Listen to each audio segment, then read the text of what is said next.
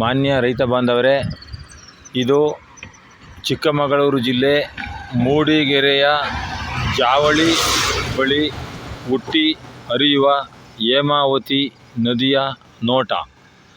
ಈಗ ನಾವು ನೋಡುತ್ತಿರುವ ದೃಶ್ಯ ಕೆ.ಆರ್. ಪೇಟೆ ತಾಲೂಕು ಅಕ್ಕಿಹೆಬ್ಬಾಳಿನ ಹೋಬಳಿ ಸೋಮನಹಳ್ಳಿ ಬಳಿ ಇರುವ ಸೇತುವೆ.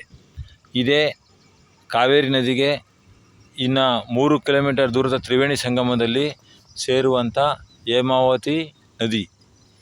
ಈ ನದಿ ಮುಂಗಾರು ಮಳೆ ನಂತರ ತುಂಬಿ ಹರಿಯುತ್ತದೆ. ಈಗ ಏಪ್ರಿಲ್ 20ನೇ ತಾರೀಕು, ಮಳೆ ಬಿದ್ದಿಲ್ಲ. ಆ ಕಾರಣಕ್ಕೆ ಬರಡಾಗಿದೆ. ಅಲ್ಲೊಂದು ಸ್ವಲ್ಪ ಕಟ್ಟೆಯಲ್ಲಿ ನೀರು ನಿಂತಿದೆ. ಆ ಕಟ್ಟಿರುವಂಥ ಕಟ್ಟೆ ಮೈಸೂರು ಮಹಾರಾಜರು ಅಂದಿನ ಕಾಲದಲ್ಲಿ ಕುಡಿಯುವ ಮತ್ತು ದನಕರುಗಳಿಗೆ ನೀರಾವರಿಗೋಸ್ಕರ ಕಟ್ಟಿದಂಥ ಕಟ್ಟೆ. ಅದು ಕಟ್ಟಿ ಶತಮಾನ ಆಗಿದ್ರೂ ಕೂಡ ಯಾವುದೇ ರೀತಿಯ ಬಿರುಕು ಬಿಟ್ಟಿಲ್ಲ. ಇದು ಇತ್ತೀಚೆಗೆ ಮಾಡಿರುವಂಥ ಸೇತುವೆ.